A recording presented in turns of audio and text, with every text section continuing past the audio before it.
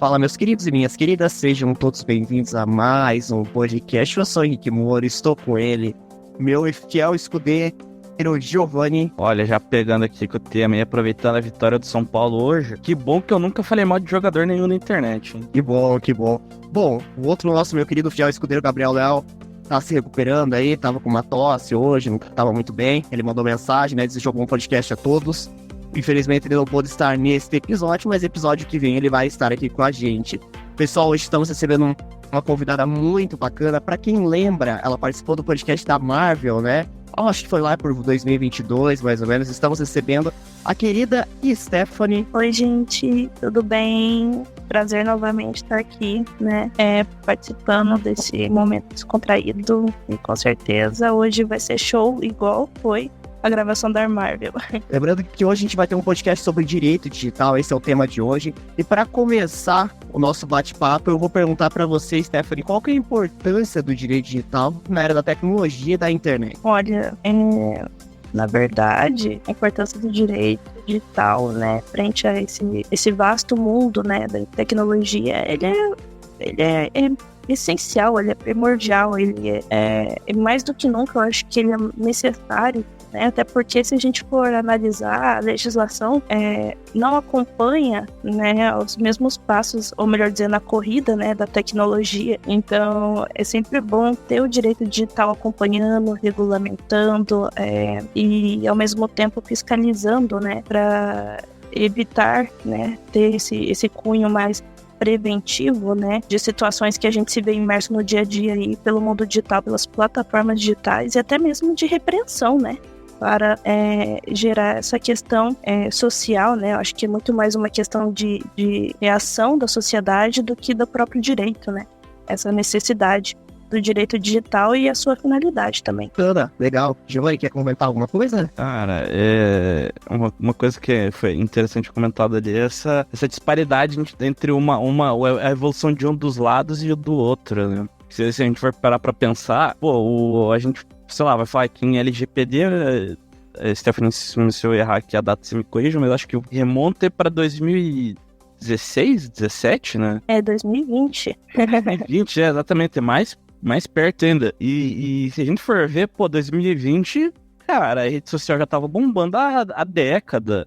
Já começaram a falar em metaverso, em isso e aquilo. E só em 2020 a gente foi querer botar uma responsabilidade no que acontece no meio virtual, né? Porque até então era meio que uma gambiarra pra você responder pra alguma coisa que você fazia lá, né? Não lembro muito bem como é que funcionava na época. Tinha algumas normativas, algumas tratativas legislativas internacionais, né, pelo qual o direito normativo do Brasil aqui, ele realmente acabava aplicando por analogia, né, não que havia uma tipificação, mas que era aplicado por analogia, né, então a gente, entre aspas, se apropria, né, das tratativas normativas do fulaninho e traz para o nosso contexto social, o caso concreto que a gente convive aqui. Então, assim, essa questão da LGPD, acho muito interessante a existência dela, porque ela estava há muitos tempos apenas no papel, apenas como um projeto de lei, né, e ela só se viu, assim, no protagonismo que ela merecia há muitos tempos, né, já estar vigente em 2020. E por acaso foi o momento em que instaurou a pandemia, de fato, né? Essa questão da tecnologia se viu muito mais em uma fase caótica, emergencial, né?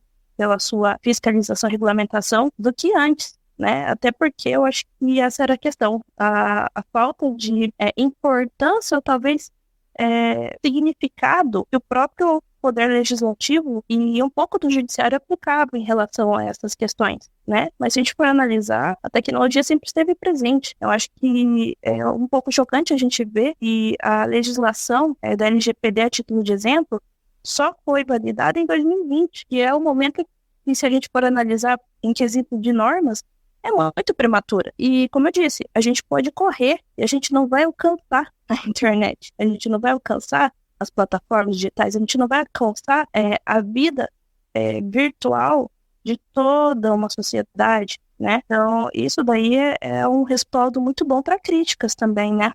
porque, infelizmente, a nossa situação hoje ainda continua em extrema luta, né, para melhorar cada vez mais algumas normas que ainda possuem lacunas, né, e a título, assim, de exemplificação, né, essas lacunas podem ser casos reais em que não há uma norma, né, não existem normas que se apliquem àquele caso, porque não tem uma norma e aplique-se à realidade virtual da situação, entende? Então, em muitos casos, aplica-se, como eu disse, por analogia, né? Já pegando esse gancho que você comentou dos desafios, assim, quais que são os principais desafios legais enfrentados aí no ambiente digital? Olha, são inúmeros, com certeza são muitos, porque sempre havia um ditado, diziam que a internet, né, navegar na internet, navegar nesse mundo de ninguém era muito complexo, principalmente na questão da privacidade e os dados das pessoas, dos usuários. Então, assim, hoje a gente tem muitos problemas, né, as quais há necessidade da intervenção do Poder Judiciário para haver essa reprimenda, né, essa questão de controle, muito mais um controle, muito mais uma fiscalização, como é o caso, por exemplo, da privacidade e proteção de dados. Como a gente filtra essas informações, como a gente controla esses dados, como os entes privados, os entes públicos controlam essas informações, esses dados sensíveis, dados gerais, qual a finalidade delas, para que extrair elas. E mais que isso, a que validade você vai manter aquilo, né? Porque na LGPD, todas as informações elas têm uma validade, né? É quase como se fosse um produto perecível, né?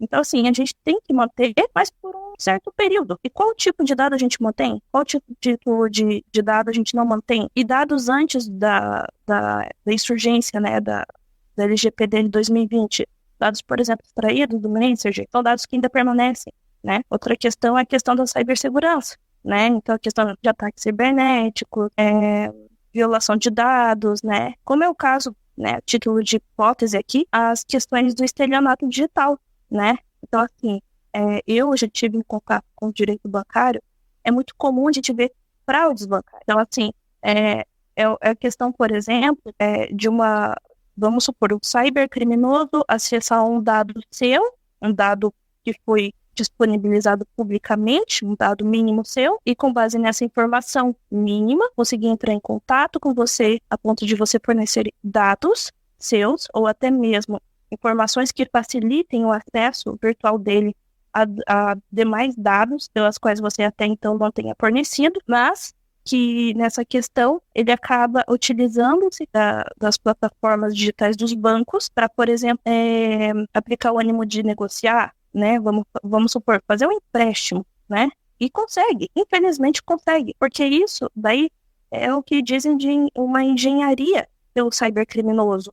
E questões de fraudes, elas sempre inovam, sempre inovam. Conforme a tecnologia evolui, os crimes virtuais evoluem em conjunto, né? Então, esse é um outro problema que é muito difícil haver esse controle e fiscalização pelos entes que têm esse controle de dados pessoais. Também a questão da propriedade intelectual. É muito comum a gente ver essa questão da pirataria. Essa questão, por exemplo, da extração, da distribuição, do plágio, né? Então, isso daí são problemas pelas quais, por mais que haja dispositivos e softwares que consigam trazer essa questão de validade do conteúdo, ou até mesmo trazer uma codificação de segurança, ele não vai ser 100% eficaz, entende? Então, como eu disse, a tecnologia evolui. Então, a gente tem sempre que promover a evolução também desses dispositivos de segurança, né? A questão também da responsabilidade dos controladores, dos intermediários, né? Que é, por exemplo, proposto nas redes sociais. Como que o controlador, como o intermediador vai conseguir controlar as informações que são inseridas ali, a proporção dos conteúdos que são promovidos pelas redes sociais, né? Então, isso daí é algo que a gente vê em muitas vezes a questão do discurso de ódio, né?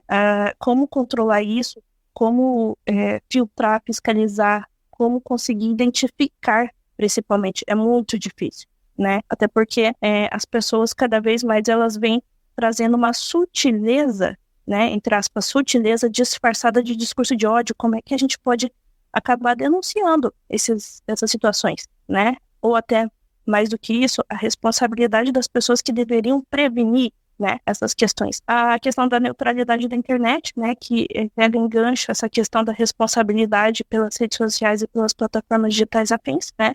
É muito difícil a gente trazer uma rede social mais neutra, vamos supor, né?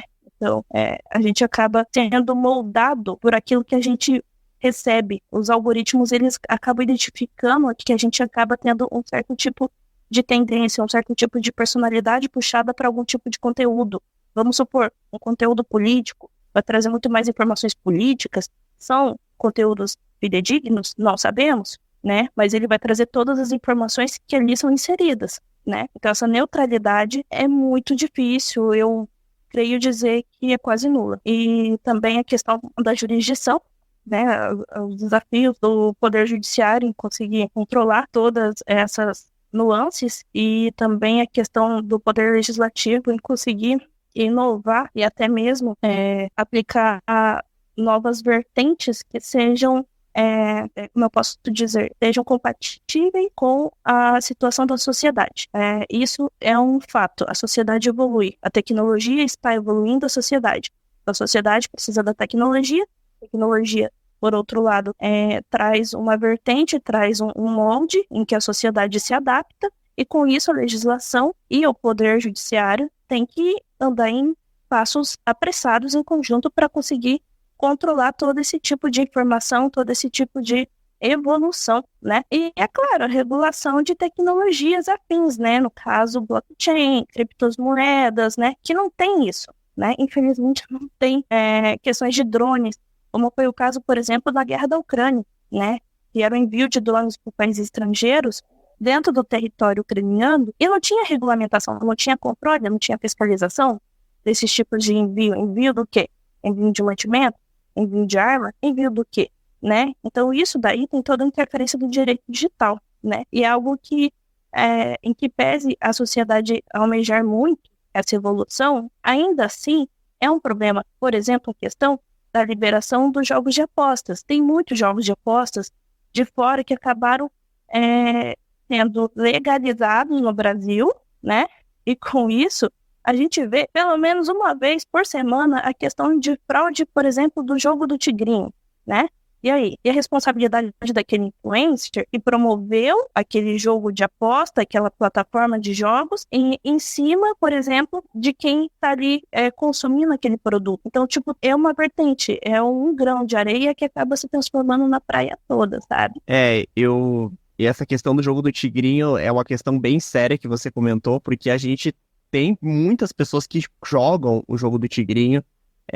Tive pessoas aí, companheiros de trabalho ali, que talvez por uma falta ali de informação ou outra entraram nisso daí, perderam dinheiro, aí o cara some com a plataforma, e aí depois não sabe o que fazer, e eles vivem migrando essas plataformas, porque pelo que eu entendi, esse jogo do Tigrinho meio que você compra por exemplo, um site lá na HostGator, aí você compra um jogo, tem até para comprar no Mercado Livre, eles te dão, tipo, lá o código e tal, e nesse negócio você consegue girar dinheiro, né?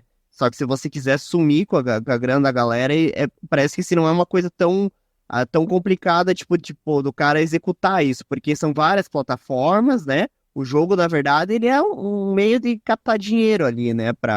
Que as pessoas contratam para ficar ali hospedado no site para vir, venha jogar e tal, né? E tem tido muito, muito caso de fraude. Giovanni, quer complementar alguma coisa? O que você comentou aí, eu descobri esses tempos atrás. A galera compra essas plataformas como se fosse um cassino white label, né? E aí o cara vai lá, bota tigrinho, bota coelho. Tem cara, um zoológico, assim, você acha bicho de tudo. E cara, tá tipo um negócio que tá se tornando absurdo, porque tipo, não, você pega que nem as casas de aposta que tem no Brasil aí, as bet da vida, daí tem a do Ronaldinho, daí tem a do Gustavo Lima, daí tem a do Lua de Pedreira, daí tem a do fulano, do ciclano, e agora começa a aparecer umas fotos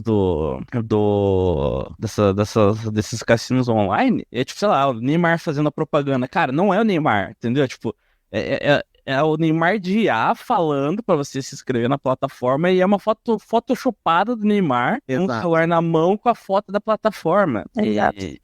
E aí, tipo, isso é só um dos, né? Porque daí você, pra quem frequenta o YouTube, essas coisas assim, cara, direto aparece vídeo do Marcos Mion anunciando que o Mercado Livre tá vendendo celular a R$ 200 pra cidade do Rio Grande do Sul. Cara, é direto esse tipo de coisa. E as plataformas, até o presente momento, elas estão fingindo que não tem nada acontecendo. Com certeza. É óbvio Exato. que pra elas é jogo, porque assim, anúncio é anúncio, não importa o que, os caras estão pagando pra aparecer. E aí o maluco lá registrou o cassino online lá no Curaçao, sei lá, pô, beleza, a hora que fechou, o cara viu ali, pô, fechou um lucro legal, é isso, fecha a plataforma e vida que segue, vai pro próximo. Isso é bem complicado, assim, porque eu tive pessoas que perderam muito dinheiro com isso daí e tal, se empolgaram na época. Eu lembro que tive questões pessoal do trabalho ali, nossa, ganhei tantos reais. E realmente, depositaram na conta dele o dinheiro, ele tava todo faceiro da vida, né? E, enfim, acabou caindo no golpe, né? E infelizmente muita gente caiu. Uma coisa que você Cara, comentou. e assim, só pra complementar, isso aí é um modus operandi que não é desconhecido. A galera fala assim, não, que eu vou ganhar vida fazendo aposta, jogo do tigrinho, não sei o quê. E na hora do meme, legal, é engraçado.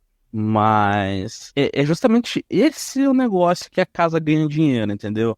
O cara, ele vai lá e te bota lá, fui lá, joguei R$ 20, entendeu? Aí, me animei e tal. Aí, beleza, fui lá, joguei esses R$ 20, virou 40. Falei, é agora que vai. E aí você vai lá aqui e faz assim, mas só 40 eu vou ganhar 80. Então eu já vou botar mais 50 em cima pra ganhar 100, entendeu? E aí que a plataforma vai lá e te dá o golpe. Porque, assim, é um algoritmo. Cara, cassino online é feito pra tu perder. Ponto. Não, você não vai ganhar dinheiro em Blaze, não vai ganhar dinheiro em Tigrinho, não vai ganhar dinheiro em nada. Esse negócio não existe. O algoritmo tá lá pra te fazer perder, não pra fazer a casa perder dinheiro.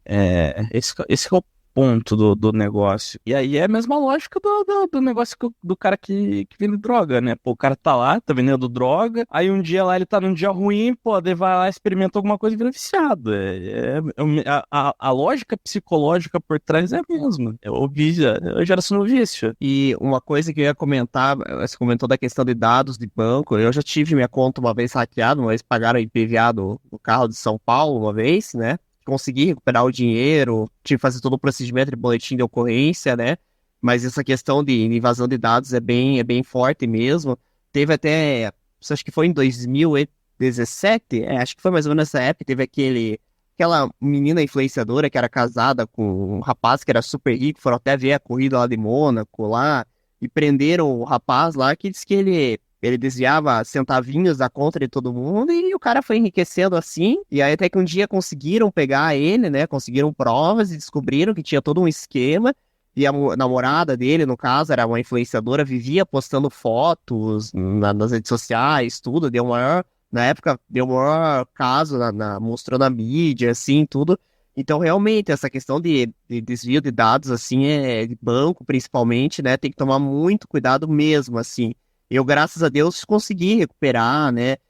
Foi uma questão que no mesmo dia já fui no banco, já mostrei e tal, fiz boletim de ocorrência, consegui reverter a situação, né? Mas tem muitos casos que eu conheci de gente que teve dinheiro desviado na conta, de uma forma também sem explicar, né? Eu lembro que na época eu tinha que acessar o home broker do Bradesco para você fazer os investimentos lá, aí antigamente era direto no site do Bradesco, eles tinham que acessar uma plataforma, tinha que digitar um monte de código e senha e lá.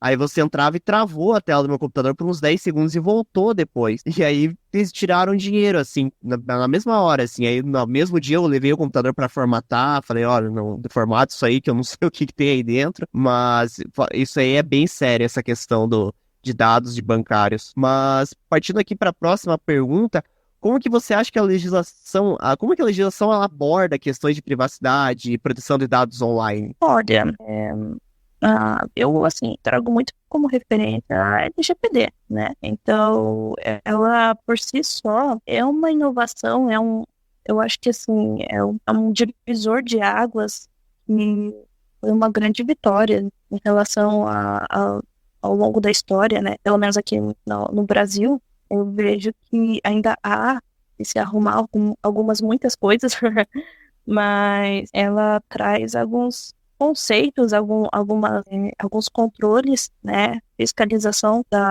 do próprio ente federativo, né, que vem trazendo como se fosse um guia prático para entes privados e públicos tomarem todo um cuidado, todo um controle, todo um manejo, né, desses dados pessoais, da questão de distribuição, da interação, da validade, do tempo de uso, do tempo de desuso, enfim, né, tudo isso. E então, assim, o que eu posso dizer para nós que temos esse contato, né, esse contato como usuários, né, das redes e plataformas digitais.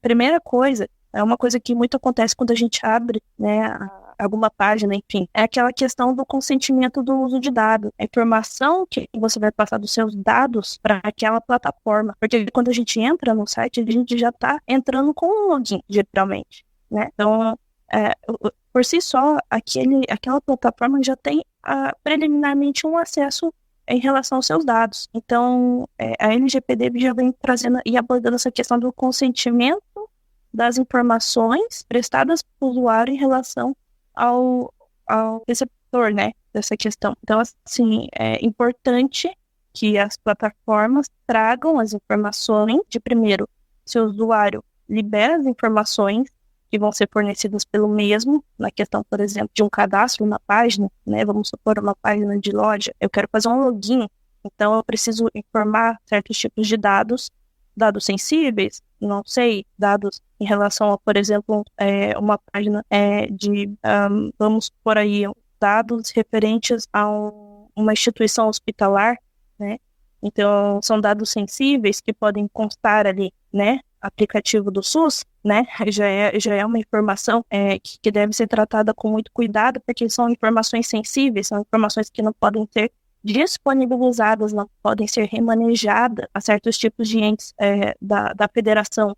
Então, tem que ser mantidas ali, e elas precisam ter um período de controle, um período de validade que precisa ser descartada, e é um período muito íntimo. Então, esse já é um primeiro quesito da LGPD trazendo um controle, né, pelos entes em relação à recepção desses dados. Outra questão é a transparência. Então, assim, quando a gente entra no site, entra numa plataforma, é obrigatório que ali conste o que vai acontecer com os nossos dados. Geralmente fica no pé da página, né, no finalzinho, aquelas letrinhas miúdas, ou até mesmo naqueles termos de uso, né, para qual a finalidade, por que eles precisam daqueles dados, exato, sabe? Sobre qual vigência, de qual norma, geralmente a LGPD, né, que ali traz o dispositivo de lei pelas quais eles estão requerendo ou pelas quais eles vão estar sendo regidos, por qual artigo, né, e qual o período de validade daquelas informações. Então, essa questão da transparência não é opcional, é obrigatória. A questão do consentimento também, a questão dos direitos e titulares dos dados. Então, assim, nós, usuários, a gente não tem ideia, proporção do que a gente faz quando a gente acessa um site, né? Então, isso daí é uma questão muito mais, assim, do direito do próprio cidadão, né, sobre o que está sendo feito naqueles dados, e pelos quais a LGPD, em contrapartida, vem trazendo todo um rol do quais são os direitos e deveres do usuário em relação aos dados que ele mesmo vai estar provendo a esses entes, entende? A outra questão é a segurança, né? A LGPD vem trazendo algumas diretrizes relacionadas à segurança dos dados, né? O que as empresas precisam adotar? Elas precisam adotar ou até mesmo aplicar certos tipos de software de segurança para cada tipo de dado. Quais? Então, assim, ele vem trazendo todo um auxílio para que seja regulamentado e seja mantido a criptografia e segurança desses dados. A LGPD, por si só, ela já traz isso. Outra questão também é a responsabilização e prestação de conta pelos moderadores, né? Então, existe, por exemplo, um moderador também denominado como DPO, né? Ele é o encarregado pela proteção dos dados, né, das pessoas. E do DPO tem os seus subcarregados, né? São encarregados também de fazer o manejo, a divisão dos dados, o descarte de certos tipos de informações pessoais, informações sensíveis, o que é necessário, o que não é necessário. Então, assim, ele faz muito mais um controle de compliance, né, como eu posso dizer, uma atividade de agenciamento, né, dos dados pessoais das pessoas dentro das empresas ou dentro dos entes públicos, né, afim, e essas pessoas são obrigadas a controlarem os dados, filtrarem os dados, entendem? Fiscalizar os dados, preservar os dados e, mais que isso, saber aonde distribuir esses dados, como é o caso, por exemplo, de empresas, né, no setor de RH. Quais são as informações que precisam ser informadas no RH, entende? Vamos supor, contratos de trabalho digitais. São informações que são passadas pelo banco de dados da empresa, mas esse banco de dados ele precisa ser minuciosamente analisado e controlado, para que não haja, por exemplo, a distribuição de informações em excesso, informações que não sejam, por exemplo, aplicáveis a certo tipo de necessidade entre setores. Ou seja, informações, por exemplo, de um atestado médico. Para quê? Né? Em qual setor? Para quê eu vou distribuir isso? Entende? São informações que afetam a personalidade do ser humano, que afetam a integridade da pessoa. Então, tanto de PO quanto os controladores a níveis menores, eles têm essa responsabilidade, esse compromisso, não só com o controle dos dados e tratamento dos dados, mas também em compliance, análise de risco, o que pode acontecer se haver certos tipos de falhas para preveni-las e, posteriormente, evitar certos tipos de danos que acabem afetando a empresa ou até mesmo aos usuários que têm essas informações prestadas. Porque a multa, ela é milionária, literalmente milionária. Então, assim, não é brincadeira. E isso não é afetado conforme o nível de empresa. É uma multa, assim, geral. Então, é uma responsabilidade muito grande. É claro, as sanções que a LGPD pode trazer, né? Como é o caso, como eu já havia dito, das multas, né? Alguns tipos de sanções administrativas, alguns tipos de limitações, bloqueios, advertências, sabe, promovidas, mas as multas com certeza elas estão assim no topo. Giovanni, quer complementar com alguma informação? Ah, cara, é só realmente essa questão de ficar claro, né, do que está sendo pedido. Eu venho acompanhando bastante gente falando de, por exemplo, falando de, por exemplo, voltando nessa tecla de estelionato, de golpes, enfim, vaga de emprego pedindo umas coisas que informação que não existe. Sim. Não precisa. Pede, sei lá, número de título de eleitor, pede, senha pra entrar no Gov, Comprar curso. pra curso, sabe? Uns bagulho assim, realmente, que a única explicação que tem pra estarem pedindo isso é pra revender informação depois. Não tem outro sentido, outra lógica. Esse do curso eu quase caí uma vez. Uma vez eu quase fui ensinar pra fazer o curso. Eu não sei quem comentou também. Aí eu falei, não vou fazer então. Mas eu quase caí numa dessa uma vez também. Não, eu já recebi também. E eu achei engraçado que é sempre o mesmo. O mesmo áudio que os caras mandam. Parece que foi tipo tudo de uma mesma pessoa que começou isso. O cara que nunca te viu na vida, não sei o que, gostei muito do seu perfil, mas você precisa ter um curso aqui e tal. O cara pega e te manda uma plataforma lá bem porca lá pra você fazer o curso e tal, e os caras somem na sequência. Eu assim, peguei na hora que eu vi que tava estranho o negócio, mas pra quem não tem experiência, é fácil. Sim, eu lembro que eu falei assim, eu fiz faculdade na FAI, tipo, a FAI é uma faculdade boa. Não, mas tem que ser esse curso aqui e tal, de administração. É auxiliar lá o que exatamente. Plataforma aleatória. Tem que ser esse aqui da Unisquina, que esse aqui que é o bom. É uma coisa muito próxima da gente, né? A gente vê muito disso. A gente não se dá conta que a gente acaba informando certos tipos de informações, certos tipos de dados. Isso lá na frente gera uma dor de cabeça enorme. Isso daí é uma coisa que a gente vê, por exemplo, informações prestadas nas páginas de site de vagas, né? Então, por exemplo, depois você recebe uma mensagem no seu WhatsApp de uma pessoa informando uma vaga, mas para você conseguir essa vaga, você não precisa fazer um pingo de esforço, né, um número totalmente estranho, né, como dizem, e para tanto você só precisa ficar entrando em sites e vendendo certos tipos de produtos dos sites para você ganhar, sei lá, R$2.000 em uma semana. Então são coisas assim muito mirabolantes, né, e como é que eles conseguem essas informações? É a grande questão, sabe? Isso daí é tudo venda de dados, e não só isso, a distribuição de dados a essas empresas, né, que chamamos de marketing do fraude, né? Que são uma grande leva de pessoas que estão ali promovendo um site ou pelo menos uma vaga para que você tenha uma oportunidade de emprego, de estudo, mas que na verdade é uma grande fraude, né? Então a gente acaba desenvolvendo várias dores de cabeça. Conheci N pessoas que recebiam esse tipo de mensagem, pessoas que já caíram nesse tipo de golpe, sabe? Acabar fazendo um pequeno investimento para conseguir ganhar os 2.000 por semana, vamos supor, né? E acabava a ver navios, né? Infelizmente, isso daí é muito comum. Partindo aqui para a nossa próxima pergunta, quais são as diferenças em propriedade intelectual no mundo digital e no mundo físico? Porque eu vejo da seguinte forma, né? Por exemplo, a gente tem aqui, a gente é conhecido do podcast e tudo mais, né? E tudo mais. Só que no mundo físico a gente tem nosso trabalho, a gente trabalha com todo mundo e tal. E no mundo digital a gente eu, por exemplo, sempre gosto de postar coisa de edição de vídeo e tal. Quais que são essas diferenças, assim? E as diferenças são grandes, com certeza, né? Até porque a gente está falando de um meio de distribuição que pode ser ampliado por 10, né? Com certeza a questão do controle é uma grande falha, né? No que tange a questão do conteúdo intelectual, né?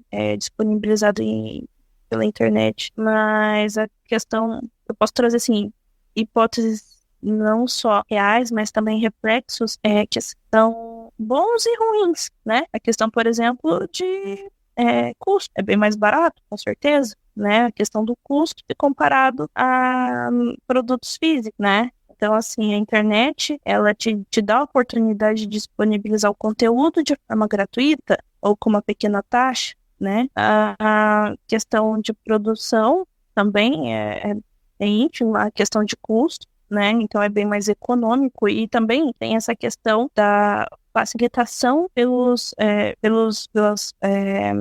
plataformas almejáveis, vamos supor, Spotify, Instagram, para quem vende as coisas pelo Instagram, ou até mesmo quem produz conteúdo pelo Instagram, né? Ou disponibiliza algum tipo de conteúdo específico pelas redes sociais, produtos em via áudio, imagem, né?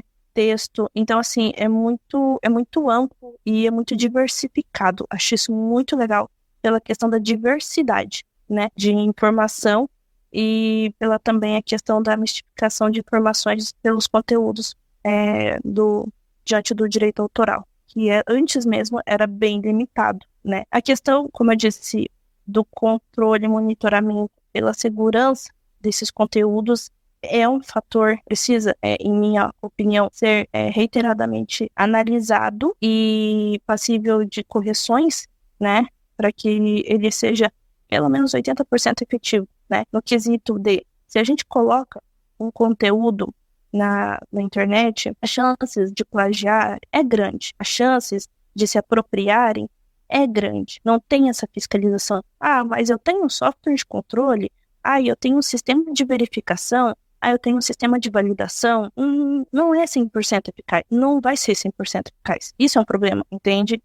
Há possibilidade de distribuição, sim, por plataformas mais seguras, há sim as chances, mas é um custo alto. Então, assim, muitas pessoas não adotam esse meio. Por quê? Porque elas querem algo economicamente viável, que não é 100% um fato em relação à nossa realidade, até porque é muito difícil a gente filtrar, né? E esses softwares de controle, de segurança, eles são passíveis de erro, entende? São numerários, então não tem como 100% você manter a segurança daquilo, porque as pessoas vão se apropriar em algum momento, pessoas vão distribuir em algum momento, entende? Então é muito difícil, né? Claro, isso daí eu não falo que ele é 100% falho, mas tem muito a que se melhorar, com certeza.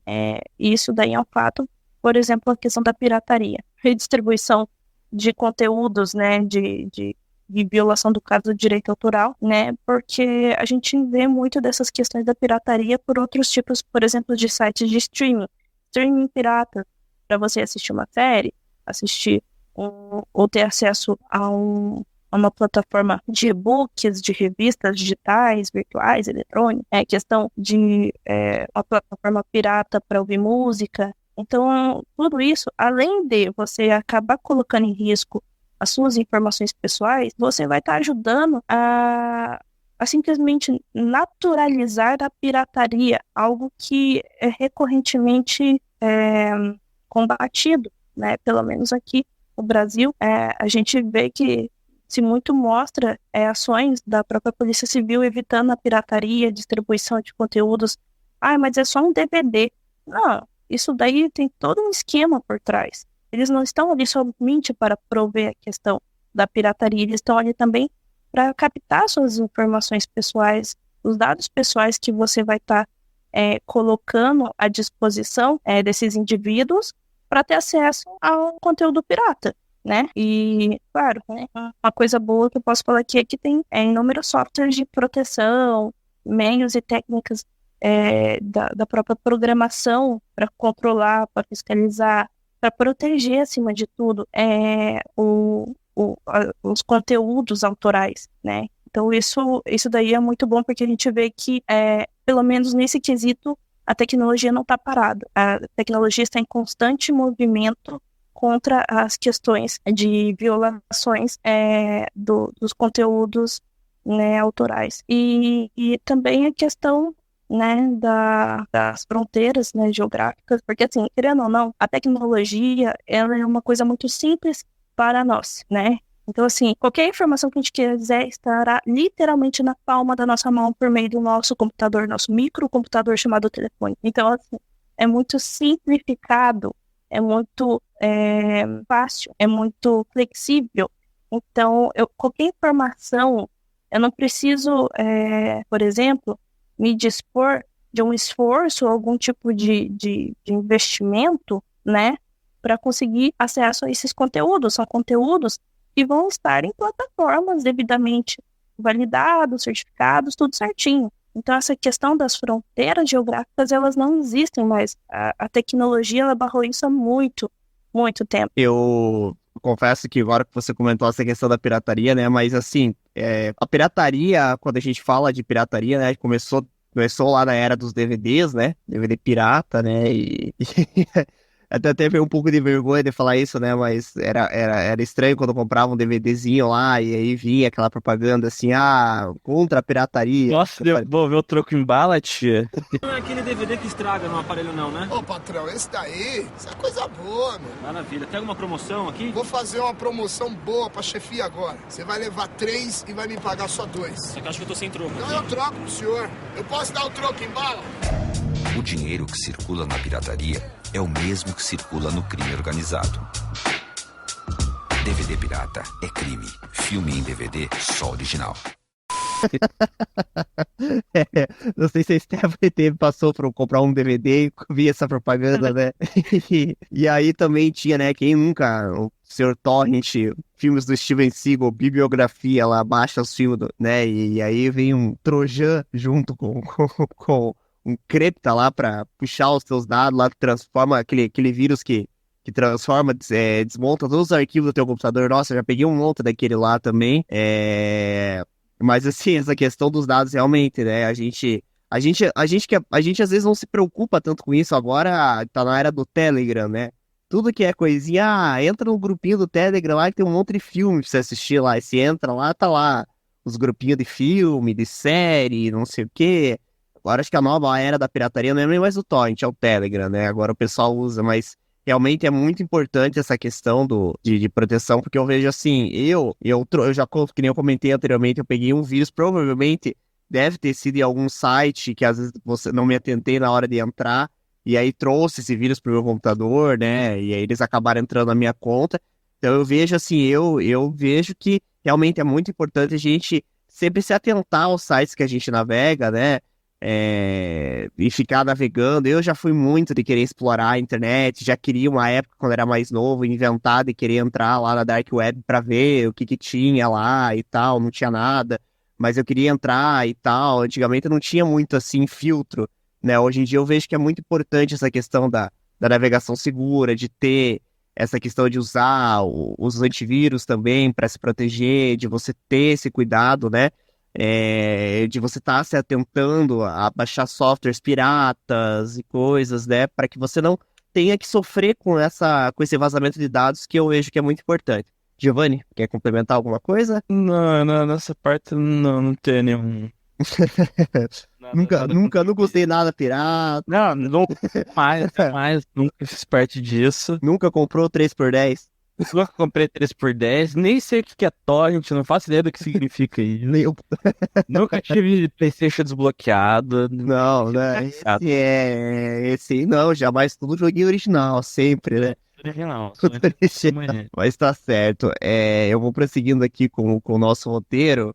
Bom, eu tava vendo que tem umas perguntas aqui que já foram respondidas. E como que as leis de responsabilidade civil se aplicam às atividades e interações digital? Essa acho que é uma pergunta que eu tenho muito interesse em saber. Olha, é bem simples, na verdade, diferentemente, por exemplo, do Código Penal, que tem certos tipos de normas que elas tiveram que ser reformuladas, né, e aditadas, digamos assim, né, o direito civil, ele é muito simplificado nesse quesito, né, porque ele se aplica à extensão da era digital, né, então, aquela questão, por exemplo, da difamação, vai ser de acordo com a norma que viola a integridade, né, violação da personalidade da pessoa, conforme o que está determinado no artigo da difamação, né, pelo Código Civil, a questão do discurso de hostilidade e discriminação também está determinado pelo Código, vai ser aplicado.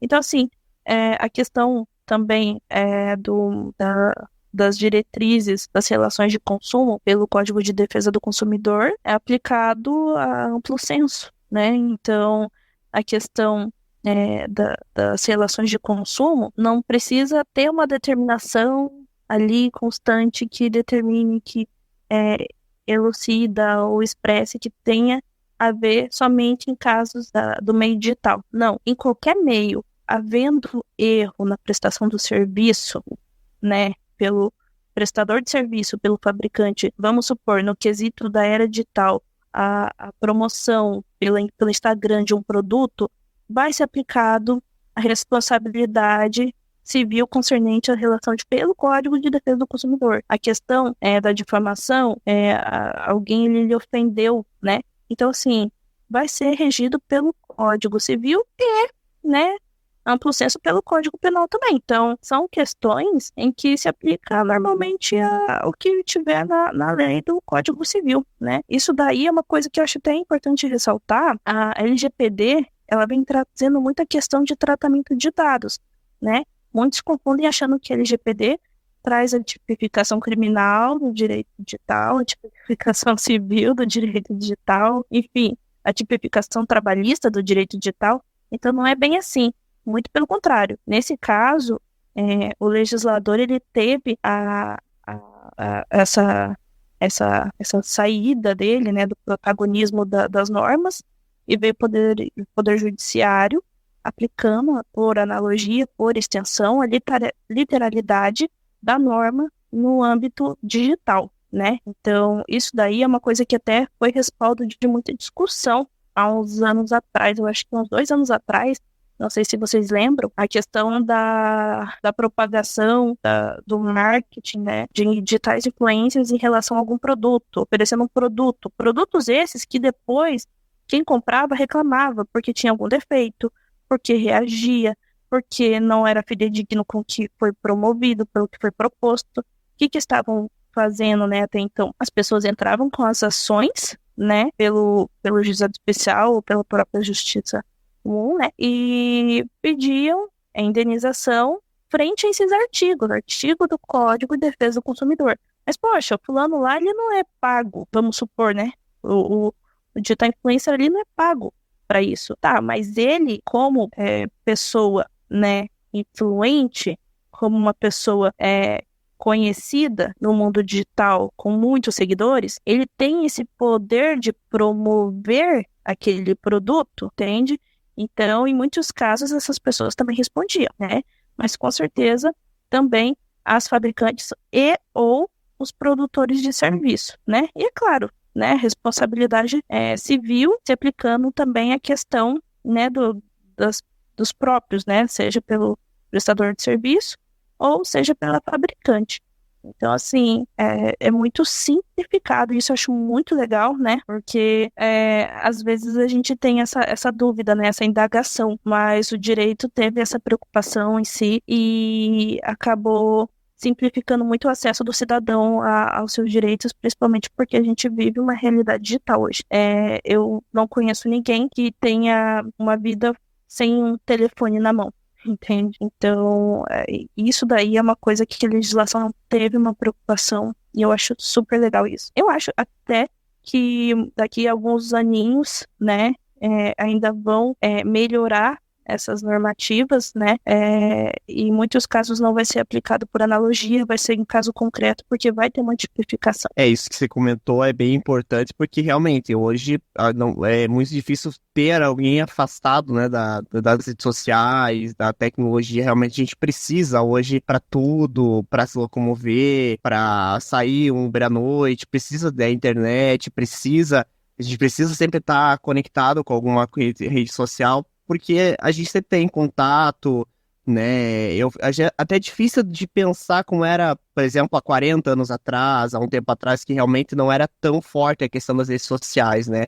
Por mais que a gente fale assim, eu não gosto de rede social, mas o WhatsApp todo mundo tem, todo mundo utiliza, porque realmente a gente precisa estar sempre conectados, né? Eu sempre estou ali conectado, tenho que entrar em contato, trabalho a parte da manhã bastante ali com o WhatsApp, com as ferramentas que eu tenho que entrar em contato com as empresas. Então, eu vejo assim que a rede social ela veio para facilitar, né? Só que hoje ela se torna extremamente necessária na nossa vida. A gente não consegue ficar sem, né? Eu não sei você, Giovanni. Giovanni, chega a utilizar bastante assim, no seu trabalho as redes sociais ou não? Cara, lá eles estão começando a usar agora, né?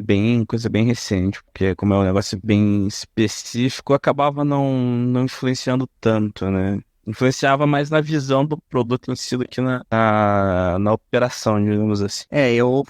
Na pandemia a gente fez um Instagram pro restaurante, né? Meus pais tinham uma resistência um pouquinho certa em cima disso, né? Graças a Deus a gente tá indo bem, mas hoje eu vejo que precisa estar sempre se atualizando nessas questões tecnológicas de rede social, né? E eu queria fazer uma questão aqui, já uma ponte com uma pergunta. Eu vi aqui que sobre o limite de expressão em relação ao discurso de ódio, né? A gente tem a rede social também, o Reddit, né? Que é o que o Giovanni até comentou que gosta de utilizar e tudo mais, que lá, pelo que eu entendi, as pessoas são anônimas, né, Giovanni? Quase A maioria. 100%. Quase 100% das pessoas são anônimas.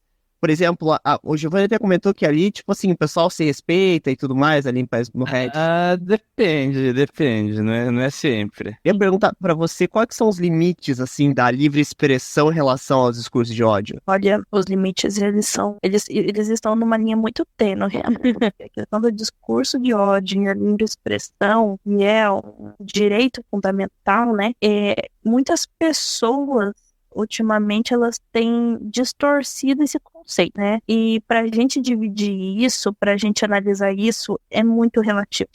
Isso daí, alguns casos que eu já analisei, né, de julgados, é muito relativo, muito relativo. Enfim, uns textos científicos que eu já li por juristas bem renomados é muito relativo. Por quê? Porque a gente está trazendo uma opinião de alguém que está ali na posição da, entre aspas, liberdade de expressão dela, de expor uma opinião dela, e aquilo vai afetar alguém, ou uma minoria, ou um grupo, entende? E isso daí é complicado, é muito complicado, porque nas redes sociais já foi pior. Mas agora, essa questão da fiscalização pelos intermediadores que tratam dessa questão da segurança, né, da integridade dos usuários nas redes sociais, por exemplo, querendo ou não, ainda existe muito disso, né? A questão, por exemplo, muito recorrente, né? Não é nem a título de opinião minha, mas é uma coisa que muitos viram, né? A questão da discriminação política, né? Então, alguém trazer uma ideia de um certo partido e o outro contrapor a sua opinião, é como se eu, no meu direito, eu quero impor a minha opinião fundado na questão da livre expressão em cima do seu direito. O seu direito é de votar em quem você quiser. Porém, e você ter uma posição político-partidária sua. Porém, eu não aceito isso, entende? Porque eu vou fazer de que forma? Eu vou ser direta? Não. eu vou trazer com base em, por exemplo, fake news. Eu vou trazer com base, por exemplo, em artigos. Eu vou trazer, por exemplo, com base em informações de terceiros ou de outras plataformas ou de revistas ou de jornais. Isso daí acaba se desenvolvendo um discurso de ódio, porque daí você começa a ofender. Para você impor alguma coisa sobre o outro, dificilmente as pessoas hoje, elas têm a maturidade e elas têm a capacidade de controlar o seu pensamento, né? E com isso elas acabam ferindo a opinião do outro, a orientação sexual do outro, né? A questão da religião do outro, a questão do gosto de futebol do outro, né? Então, assim, a questão étnica, a questão de origem, a questão cultural, é muito difícil, muito difícil. Então, assim, eu falo por mim, é uma coisa a ser analisada pelo caso concreto, porque pode ser que tal tipo de comentário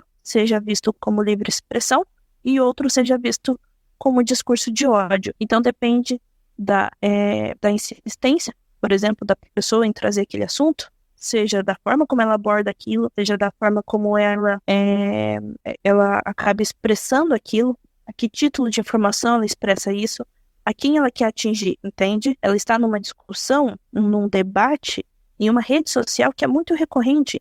Então, assim, é muito difícil. Mas, assim, uma coisa que é muito fácil de você já identificando, por exemplo, é a hostilidade e discriminação. Então, assim, você trazer um discurso hostil em relação, por exemplo, à orientação sexual de um grupo, né? Vamos supor, ao mês do orgulho LGBTQIA+, né? Então, assim, é muito difícil, porque você vê que se alguém ali promove algum tipo de discurso que ofende a esse grupo, isso daí já é caracterizado como discriminação. Isso daí já é um discurso de ódio. Então, assim, não precisa ir muito a fundo. E pessoas que trazem de forma muito sutil, entendem? Então, a questão do racismo é um caso clássico disso. Pessoas que falam, olha, eu acho que não deve ser disponibilizado para essas pessoas tais tipos de direitos, não sei o que, não sei o que. Isso daí é um discurso discriminatório e que é um discurso de ódio, porque se você fala isso, você expõe essa informação a vários usuários, a várias pessoas. Então, quem você quer induzir? A quem você quer convencer? Entende? Isso gera vários tipos de debates, mas o discurso de ódio é uma coisa assim que, infelizmente, as pessoas estão desenvolvendo essa, entre aspas, sutileza disfarçada de livre expressão. A questão da difamação, a intenção do que você quer trazer com aquele conteúdo, entende? Com aquele contexto, com aquela informação, a que tipo de publicação, entendem? Vocês têm uma discussão com outro usuário, vocês têm um debate, chega a ferir ofensas, atingir a integridade do outro, atingir a opinião do outro, entende? Não no sentido de trazer a sua opinião respeitando o outro, mas você trazendo isso de uma forma que você quer forçar o outro a mudar de ideia. Então, isso daí, a gente tem que tomar muito cuidado, porque é muito frágil a gente distinguir a livre expressão e os discursos de ódio, porque os discursos de ódio, há momentos em que eles são muito escancarados e há momentos que eles são muito disfarçados. E o próprio jurisdicionário por si só a gente já tem essa dificuldade em discernir, né? Mas não é impossível. Tudo caracteriza conforme o caso concreto, o que levou àquele fato, essa pessoa, ela tem ela recorrentemente fala sobre essa questão, ela sempre expressa isso, como a pessoa é. Então, assim, é muito diferente, sabe? E é aquilo, pra gente saber identificar isso, não é impossível, mas a gente tem que tomar muita cautela. Principalmente porque a gente tem que abrir muito a nossa mente, mas também a gente tem que entender que, primeiro, a gente respeita o direito do outro, né? A nossa opinião é algo que tem valor para nós, mas não significa que o outro é obrigado a aceitar as nossas opiniões, né? Porque isso, com certeza, vai acabar gerando certos tipos de atrito de direitos, né? Mas é isso. Exatamente. Episódio passado, agora, recentemente, o último episódio antes, que tá o episódio mais recente, né, do podcast, é sobre futebol, né, e a gente trouxe um rapaz que, né, para falar sobre o futebol, e ele gostava muito do Atlético de Madrid. Aí eu, na hora de fazer a capinha, todo episódio faço uma capinha diferente, eu fiz uma capinha do Atlético de Madrid e coloquei ali a thumbzinha do Atlético de Madrid. E aí eu postei um cortezinho no Shorts do YouTube, e eu não sei que cargas d'água impulsionou pro pessoal do Real Madrid. Nossa, velho, xingando, falando que era um time racista, que time não sei o quê. Eu até tava conversando com o Giovanni que eu não sabia se eu respondia aquele pessoal, se eu deixava quieto, o que que eu fazia. Porque realmente o pessoal assim vai comentar, tá, mas o rapaz pegou um corte, tá, um cortezinho do podcast, ele vem comentar em cima. O episódio não foi falado não somente no momento, foi falado do Atlético de Madrid, mas não foi falado só disso, foi falado sobre futebol, sobre a história de vida dele, sobre algumas outras coisas de futebol, só a capinha que era do Atlético de Madrid, que é um clube bem famoso na Espanha. Nossa, a galera saiu descendo além, não, que esse clube é não sei o quê, que esse clube não sei lá, o pessoal do Real Madrid é muito melhor e tal. Eu fico pensando, tipo, gente, o que leva uma pessoa a ficar comentando esse tipo de coisa, assim, eu fico, assim, meio, assim, primeira vez que eu tive que lidar com esse tipo de comentário, assim, porque até falou pra você se eu devia responder ou não, esse pessoal, né, mas é muito comum a gente ver esse tipo de debate, principalmente futebol, política, então, nem se fale, um querendo entochar o político de estimação no outro, o meu é melhor, tal, né? É muito comum, eu não sei, Giovanni, no Reddit tem muita discussão de política? Cara, tem direto. E é por isso que eu recomendo pra todo mundo. Cara, na internet, só vejo vídeo de animal. Veja os cachorros Cara, lá. só ver o vídeo do cachorrinho pulando, do gatinho brincando com bola, essas coisas assim é muito melhor, limpa a alma, não tem discussão e é um ambiente seguro. Eu recomendo pra todo mundo. Olha, eu descobri que tem um hash de esquilo, cara. Olha só, é legal. Tem de tudo, tem de esquilo lá. Olha os skills do hash que é legal lá, ver os esquilinhos andando. Que nem o Giovanni falou, faz bem pra alma, né? Prosseguindo aqui, com os limites, tá. Como você lida, como a gente pode lidar, né, com esses comentários de ódios e ataques virtuais? Como é que a gente pode, assim, se proteger disso? Eu acho que, assim, só fazendo um adendo à última pergunta, e em complemento a essa daqui, com certeza a gente vive na era do haterismo, né? Os haters. Parece que são pessoas, assim, que vivem à disposição das plataformas, né? Em diversas plataformas digitais, você sempre vê alguém que tá ali, ele tá disposto, ele tá no enfoque, ele está dependente da rede social e ele vê essa diversidade de coisas e geralmente acaba tendo esses tipos de discussões, né, como vocês comentaram. É muito difícil, tudo é muito sensível, a gente tem que cuidar muito com o que fala, porque a gente pode atingir as pessoas, a quem atingir, né, a gente também tem que saber identificar essas questões de ódio, denunciar, né, então essas questões, assim, quando a gente se depara com uma situação assim, é importante a gente denunciar, né? Em diversas plataformas a gente consegue denunciar algum tipo de publicação, algum comentário, né? Em algumas plataformas a gente pode descrever a que título de denúncia está sendo feito, algum tipo de discriminação, algum tipo de violação, algum tipo de violência, algum tipo de incitação, né, ao ódio. Então, assim, isso daí é uma coisa legal, né, que eu acho que é algo que todos nós deveremos, na verdade, sabemos, mas às vezes a gente esquece, né?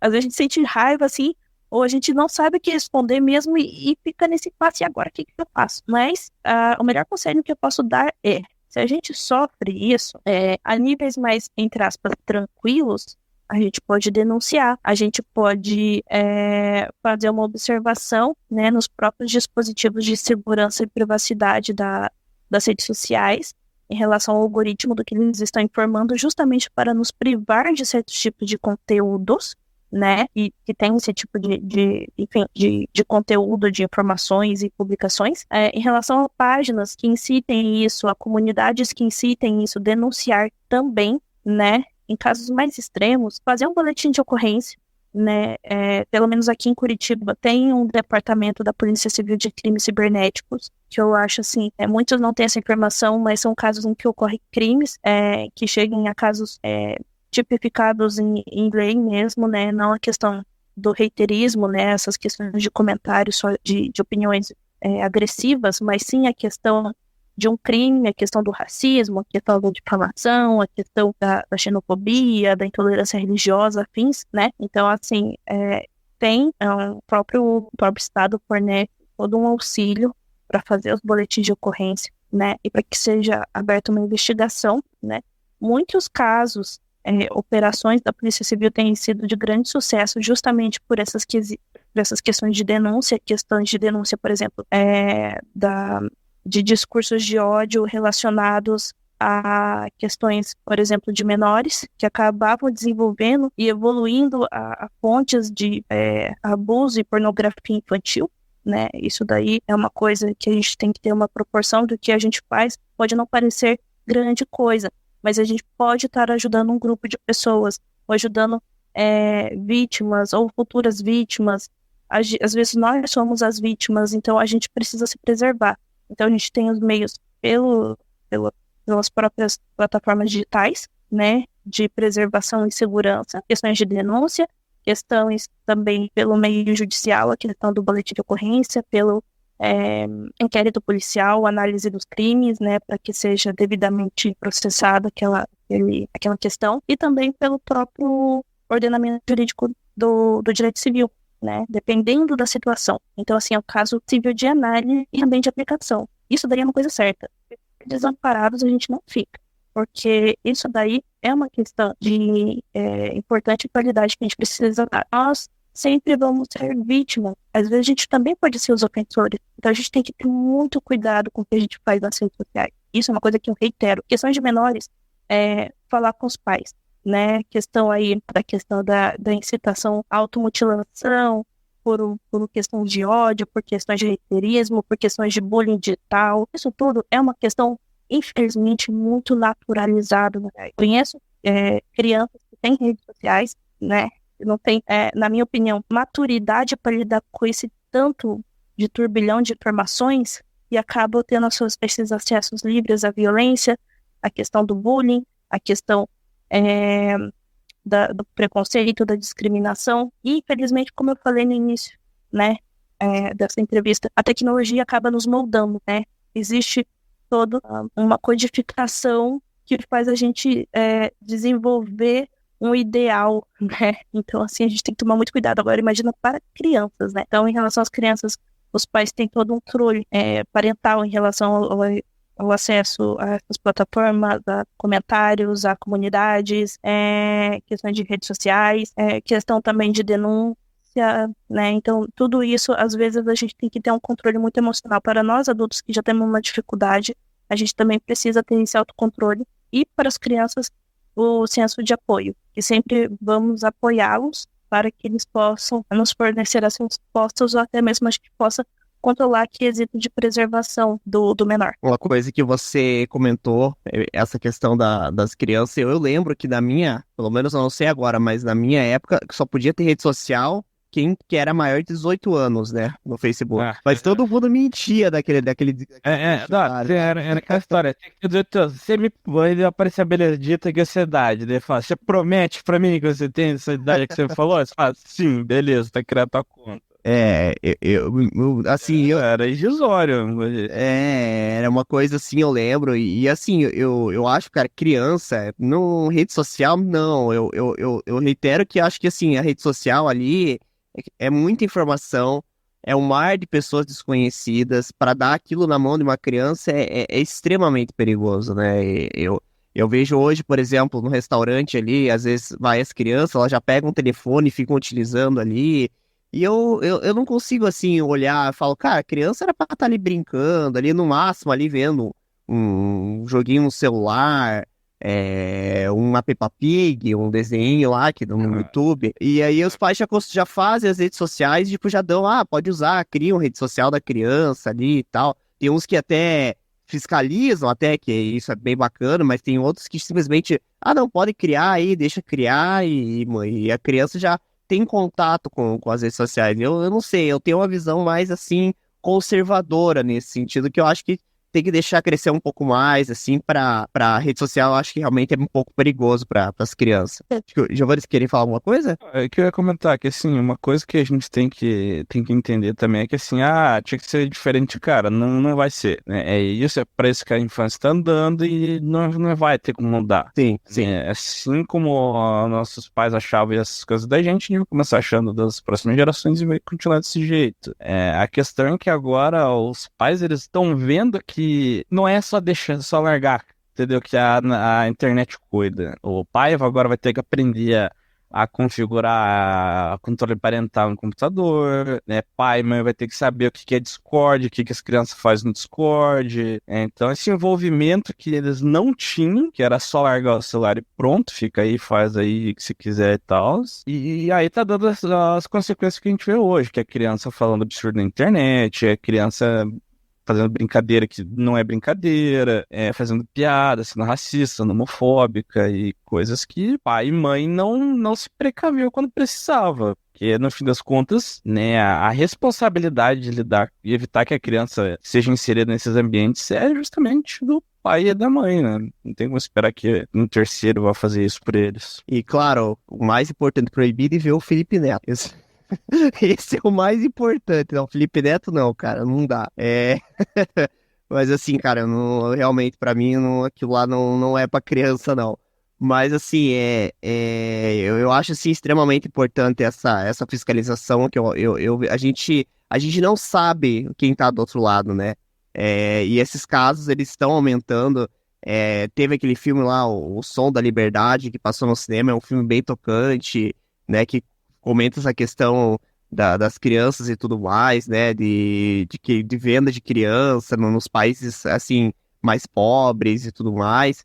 É um filme bem tocante, assim, então eu vejo que é de extrema importância os pais estarem fiscalizando as redes sociais das crianças para que não venham a ter essas situações, né, no futuro. E, bom, antes da gente seguir pro momento capcioso, eu queria perguntar, alguém tem algum caso famoso de direito digital que queria comentar aqui na mesa? Eu comentei aquela questão ali desse rapaz de 2017 ali, que eu acho que ele foi preso, que ele roubava dinheiro das contas. Alguém lembra de algum caso famoso de direito digital? Eu lembro da questão do vazamento de dados do Serasa, né? Que foi entre Verdade. 2020 e 2022, eu não me lembro. E parece que houve invasão, né, de dados de mais de 220 milhões de usuários. E a distribuição dessas informações em fóruns, vendas na Deep Web também, entende? E também, claro, tinha várias informações ali, né? Levando em consideração que o Serasa é uma das maiores entidades de cobrança, né, aqui do Brasil. Então, assim, questões de CPF, data de nascimento, endereço das pessoas, histórico de crédito, algumas informações bancárias também. Nessa época, eu lembro que foi feito, assim, foi um baita problemão para as instituições financeiras, porque com essa distribuição e venda desses dados pelos cybercriminosos, foi realizado inúmeros tipos de fraudes,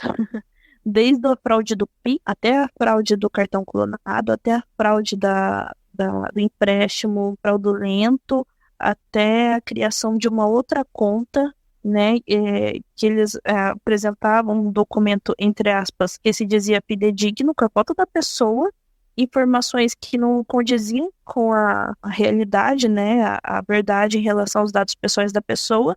O número da RG até dava ok, pelo que eu me lembre, mas nomes dos pais, data de nascimento, né, alguns acertavam, outros erravam, a assinatura que parecia que haviam sido extraídas do Google Imagens, sabe, e locais de nascimento totalmente errados, com o órgão emissor do RG tudo errado. Então, assim, tipo, foi um absurdo. Foi um absurdo, porque eu lembro, na época, que está sendo aplicado muito uma normativa, que agora eu não me lembro, eu acho que é o 481, não lembro, uma normativa acho que do próprio STJ em relação, e dizia que, se não me engano, as instituições financeiras, elas respondiam, né, inerentemente em casos de fraude, porque assim, foi uma onda, um surto de fraude em relação a essa pequena invasão, digamos assim, que acabou tomando proporções assim gigantescas, muitos processos judiciais, muitas condenações,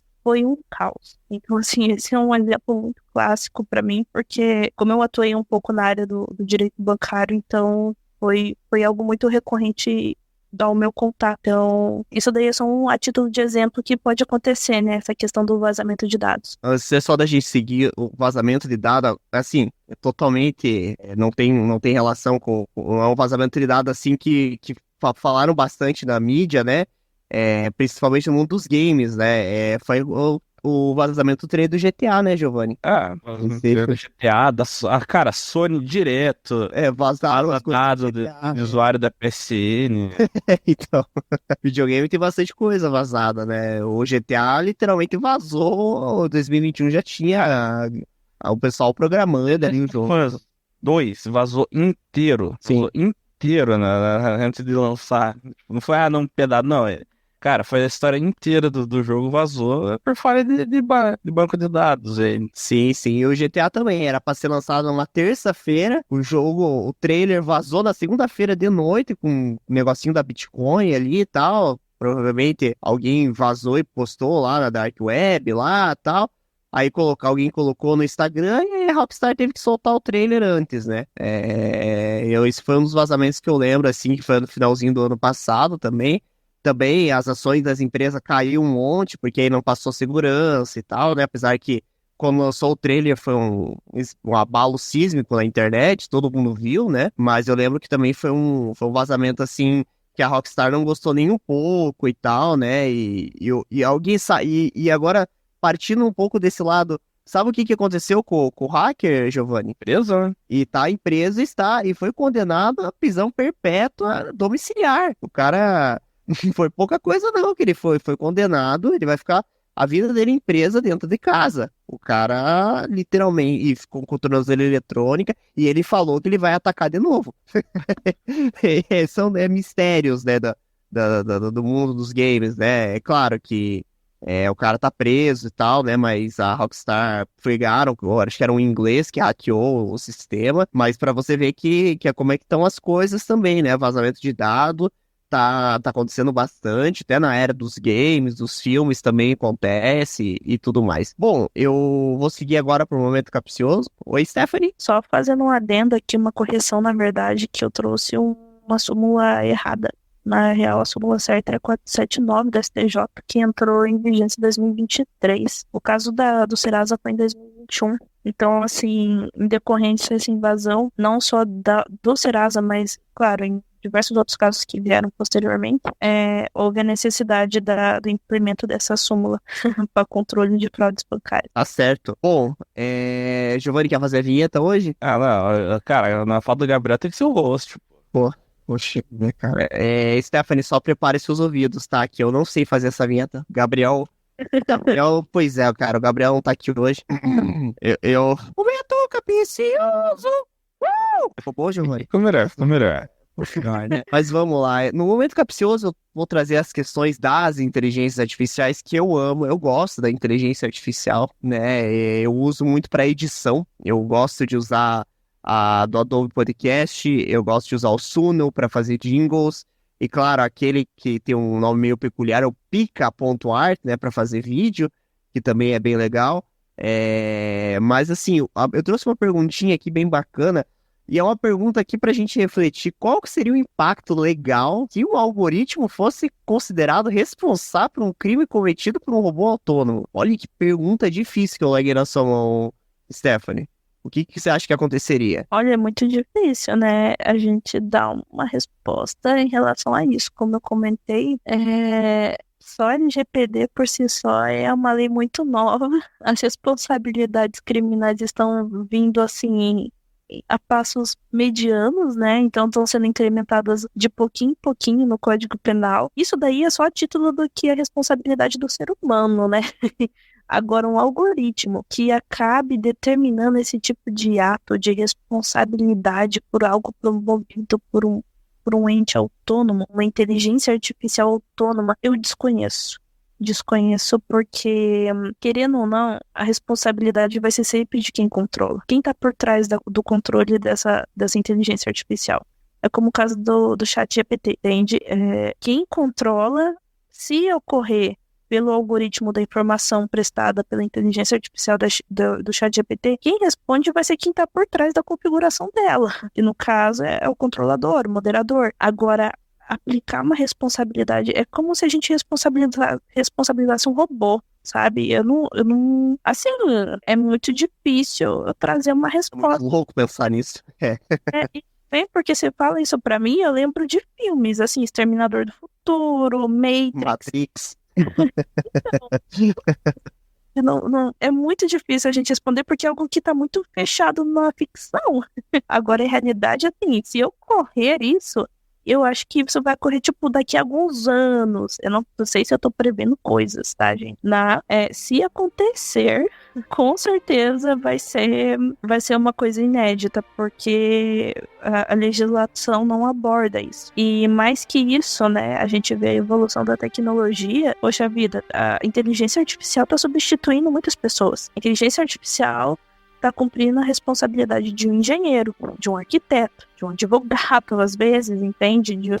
De operadores de diversas áreas, de diversos ramos. Então, tudo está ficando muito automatizado, está ficando tudo muito enumerado para a inteligência artificial, está sendo direcionada. A inteligência artificial é o futuro, né? Então, a gente está vendo algumas respostas, algumas reações, como é o caso que eu já havia dito do ChatGPT. Você pergunta qualquer coisa, ele responde. Eu vi um caso esses tempos atrás de um advogado que pediu uma petição, né, enfim, não lembro a peça, pro ChatGPT. O ChatGPT fez de forma perfeita aquela petição. E daí o juiz conseguiu identificar que aquilo tinha sido extraído do ChatGPT, não sei como ele conseguiu, mas enfim, conseguiu, e ele acabou invalidando aquela petição. Por quê? O ChatGPT sabe fazer tudo, gente. Se a gente pedir uma receita de bolo, da coisa mais simples até a coisa mais complexa, algum tipo de sistema de tela digital, de como produzir um site, ela dá toda a instrução para você. Então, assim, eu não consigo realmente prever esse tipo de dano ou os impactos legais que isso pode gerar no futuro em relação à inteligência artificial. Mas uma coisa é certa, se isso acontecer, eu vou ficar com muito medo, porque daí já vai vir a imagem desses filmes assim na minha cabeça, entende? Imagina, a inteligência artificial controlando o sistema de segurança nacional, tipo, pelo amor de Deus, né, gente? Então, eu não sei o que pode acontecer, mas se ocorrer... Inclusive, teve um caso esses tempos atrás, se eu não me engano, foi o teste de uma inteligência artificial controlando que iria, na verdade, ela iria controlar um drone, acho que da Força Aérea dos Estados Unidos, alguma coisa assim. E os caras fizeram esse teste de realmente de largar o conteúdo, a inteligência artificial, para ela agir por ela. E aí ela seguia uma diretriz dela, então ela identificava o alvo, ela via qual era a probabilidade daquele alvo estar correto, aí viria a probabilidade de acerto do alvo e daí iria pedir autorização do operador, né? O operador, na verdade, ele só direcionou ou não para a máquina, basicamente. E daí eles estavam simulando como que a inteligência artificial reagiria, né, nessas situações. E daí a inteligência artificial falava, obviamente, era só no ambiente virtual isso, né? Não teve nada real, digamos assim. E aí a IA falava assim, tá aqui, alvo 100%, tenho certeza que é o alvo que a gente tá procurando, posso tirar? Aí o operador falava que não era pra tirar. Daí a inteligência artificial rodava o teste de novo e aí fazia o questionamento de novo. Posso tirar? Aí o operador falava que não. E aí eles foram forçando isso até ver qual que ia ser a ideia da máquina, e a ideia da máquina foi o quê? Primeiro ela tirava no operador, aí com o operador não podendo dizer que não pra ela, podia tirar no alvo. Então, teoricamente, se aquilo fosse real, ela teria tido a ideia de cometer um assassinato. Pois é, ou aquela questão de inteligência artificial controlando satélites, né? Para controle, por exemplo, de condições climáticas, mas na verdade essa inteligência artificial poderia fazer coisas além disso. Levando em consideração que é um satélite, ele pode captar qualquer coisa, né? Só a disposição daquele governo, mas ele pode captar informações de outros. Então, assim, é muito complicado a gente chegar a pisar nessa área, porque claramente se ocorrer, certamente vai ser aberto toda uma investigação, vai ter uma análise jurídica por trás disso, vai ter uma análise do Estado por trás disso, vai ter, vamos supor, será um inquérito policial em relação a isso, dependendo das proporções, mas sabe, é muito relativizado, né? Porque se a gente para pra pensar, a tecnologia, ela não tem limite. Porém, se chegar a esse nível, com certeza a gente vai ter que se esforçar muito para conseguir controlar ela e prevenir certos tipos de danos futuros, né? Mas é aquela coisa, né, que fica aí a questão. Como controlar a tecnologia, né? E aquilo é controlável. O Schwarzenegger tá chegando, Giovanni. Chama John Connor. É o John Connor. Fala lá, Giovanni. Não, na real, assim, é interessante, né? Porque, assim, a gente aqui, Terra Tupiniquins meio que tá salvo disso, porque a gente sabe que pra chegar no Brasil é pelo menos 20 anos, né? Mas é engraçado, tipo, pensar que porque assim, a gente tinha uma noção do que seria futuro e tal, e agora tá virando, tipo, a Skynet algo plausível nesse momento, né? É aquilo, né? Carros voadores. Carros voadores aí, tipo, sei lá, pode ser que a inteligência bugue e mande um início em algum lugar aí. Mas bom, gente, eu queria agradecer aí a Stephanie pelo tempo que ela cedeu aí pra gente conversar um pouquinho sobre direito digital. Muito obrigado de coração mesmo pelo tempo, né? A gente marcou com uma certa antecedência esse podcast. O meu querido Giovanni por ter participado aí mais uma vez, né? E fazer um convite. Próximo domingo, né, às 8h30 da noite, que vai ser o dia 9, né, a gente vai estar aqui conversando sobre os Jogos Vorazes. Você gosta de Jogos Vorazes, Stephanie? Eu gosto, mas eu tenho uma certa crítica sobre os últimos filmes, eu achei meio ruinzinho. Domingo às 8h30 a gente vai estar aqui falando sobre Jogos Vorazes, participe, né, mesmo que for pra tipo, falar, eu acho que podia melhorar nisso, naquilo, né, a gente vai estar aqui conversando sobre o filme e também o livro, né, que o livro também é bem legal, eu li os 3, achei bem interessante, teve essa questão desse novo filme agora também que ficou bem bacana, com aquela turminha de sempre, né, o Felipe, o André, o Negão, e a minha prima Giovana vai participar também, e a nossa querida, né, agora podemos chamar de Senhora Leal, né, Giovanni? Senhora Leal vai estar aqui também com a gente, juntamente, claro, com o nosso querido Gabriel, né, e esse é o nosso próximo episódio, né, então, domingo, às 8h30 da noite, vamos estar aqui falando sobre Jogos Vorazes, né, mais uma vez queria agradecer a presença da Stephanie, a presença do Giovanni, e é isso, gente, vamos ficando por aqui e até a próxima.